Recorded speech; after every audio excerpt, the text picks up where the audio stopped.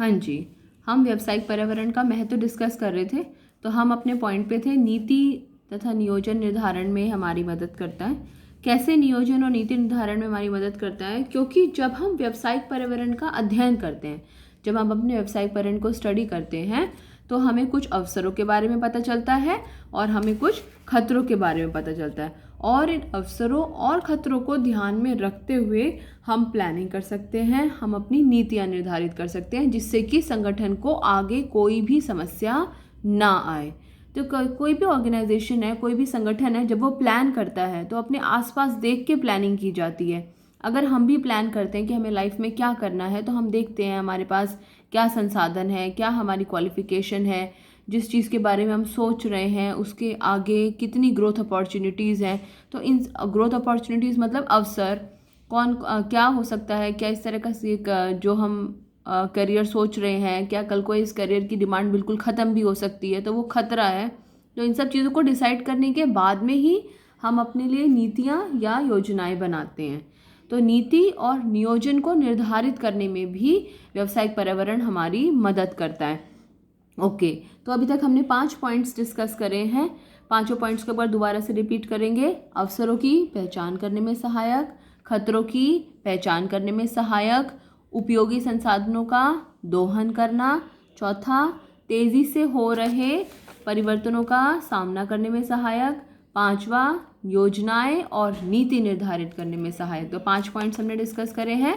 दोबारा से मेरे साथ बोलेंगे। पहला, अवसरों की पहचान में सहायक, दूसरा खतरों की पहचान में सहायक, तीसरा उपयोगी संसाधनों का दोहन, चौथा तेजी से हो रहे परिवर्तन का सामना करने के लिए, और पांचवा नीति तथा नियोजन निर्धारण में सहायक। चलिए नेक्स्ट पॉइंट हम डिस्कस करते हैं। ये हमारा लास्ट पॉइंट है इसमें, व्यावसायिक पर्यावरण के महत्व में। निष्पादन में सुधार। कैसे हमारा निष्पादन का मतलब होता है परफॉर्मेंस, जो हम काम कर रहे हैं उसमें सुधार कैसे होता है। लेकिन हमारे निष्पादन में सुधार जब हम पर्यावरण पर निगरानी रखते हैं बहुत अच्छे से। हमने यहाँ पर कहा कि हम पर्यावरण पर निगरानी रखते हैं, इससे हमें अवसरों के बारे में पता चलता है, हमें खतरों के बारे में पता चलता है। तो मैंने कहा जब हम पर्यावरण पर निगरानी रखते हैं तो हमारे पास सारी जानकारी होती है। सारी जानकारी से हमारा क्या मतलब है, हमें अवसरों के बारे में भी पता होता है और हमें खतरों के बारे में भी पता होता है। जब हमें अपने अवसरों और खतरों के बारे में पता है तो ये वाला पॉइंट कि हम अपने नियोजन भी उसी हिसाब से करते हैं। जब हम उसी हिसाब से नियोजन कर रहे हैं जो एनवायरनमेंट हमें देने वाला है, तो हमारी परफॉर्मेंस सुधरती है। निष्पादन का मतलब परफॉर्मेंस। तो हमारे निष्पादन में सुधार होता है। और यही नहीं कि अभी हम अच्छा काम करते हैं, हम भविष्य के लिए भी, लॉन्ग टर्म के लिए भी अपने आप को तैयार करते हैं। तो बच्चों, ये सारे हमारे व्यावसायिक पर्यावरण के महत्व हैं। वाई इट इज़ इम्पॉर्टेंट, व्यावसायिक पर्यावरण का अध्ययन करना क्यों ज़रूरी है। 6 पॉइंट्स हैं। वीडियो को पॉज करके जल्दी से सारे पॉइंट्स लिख के देखिए आपको कौन कौन से पॉइंट्स याद आते हैं। फिर मेरे साथ दोबारा से रिपीट कीजिएगा। वीडियो को पॉज कीजिए, पॉइंट्स को लिखिए और फिर मेरे साथ रिपीट कीजिए। हाँ जी, कर लिया आपने वीडियो पॉज, लिख लिया। चलिए, फर्स्ट पॉइंट अवसरों की पहचान में सहायक, सेकंड पॉइंट खतरों की पहचान में सहायक, तीसरा पॉइंट उपयोगी संसाधनों का दोहन, चौथा पॉइंट तेज़ी से हो रहे परिवर्तन का सामना करने में सहायक, पांचवा पॉइंट नियोजन और नीति निर्धारण में सहायक, और छठा पॉइंट निष्पादन में सुधार। ओके, आज हम अपना ये इसके बाद में व्यावसायिक पर्यावरण के महत्व के बारे में, व्यावसायिक पर्यावरण के आयाम डिस्कस करेंगे। तो ये डिस्कस करने के लिए पूरा डिस्कशन तो हम इसमें नेक्स्ट क्लास से शुरू करेंगे। फिलहाल हम इसको प्लस जो हमने अभी तक पढ़ा है व्यावसायिक पर्यावरण में उसको रिपीट करेंगे। आप क्या कीजिएगा, इसको डायग्राम को ड्रॉ कर लीजिए कि व्यावसायिक पर्यावरण के कितने आयाम हैं। तो व्यावसायिक पर्यावरण के 5 आयाम हैं। There are 5 dimensions of business environment. ये डायग्राम ड्रॉ कर लीजिएगा वीडियो को पॉज करके। पहला आयाम आर्थिक पर्यावरण, दूसरा सामाजिक पर्यावरण, तीसरा राजनैतिक पर्यावरण, चौथा तकनीकी पर्यावरण, पांचवा विधिक या कोई कानूनी पर्यावरण।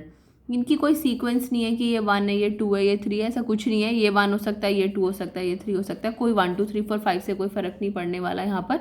तो वीडियो को पॉज करके इसे नोट कर लीजिए। इसमें अलग अलग का किसका क्या मतलब है ये हम नेक्स्ट क्लास से करेंगे। अभी तक जो हमने व्यावसायिक पर्यावरण में पढ़ा है उसको रिवाइज करेंगे। ओके। हमने पढ़ा था व्यावसायिक पर्यावरण का क्या मतलब होता है। वे सभी व्यक्ति, संस्थान और शक्तियों की समग्रता जो व्यावसायिक उद्यम से बाहर है लेकिन उसके परिचालन को प्रभावित करने की क्षमता रखते हैं। हमने यहाँ पर इस एग्जाम्पल को लिया था कि क्या क्या चीज़ें हैं जो प्रभावित हुई हैं इसकी वजह से। फिर हमने व्यावसायिक पर्यावरण की विशेषताएं डिस्कस की थी।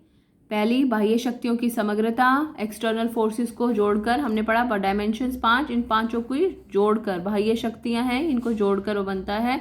दूसरा पढ़ा, ये शक्तियां दो तरह की हो सकती हैं, विशिष्ट और साधारण। विशिष्ट जो विशेष व्यावसायिक संगठन को ही प्रभावित करती है, उसके ग्राहक, उसके प्रतियोगी, उसके आपूर्तिकर्ता।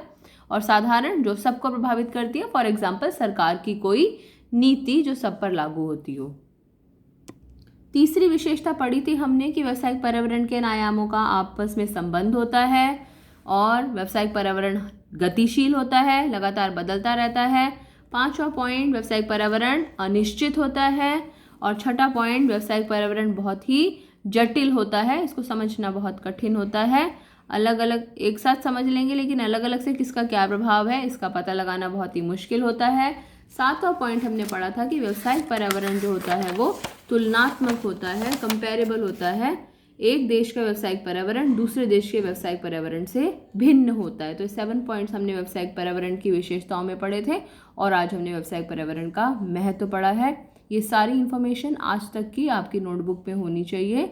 ओके, अब एक इन्फॉर्मेटिव वीडियो मैं आपको सेंड कर रही हूँ, वो देख सकते हैं। थैंक यू बेटे।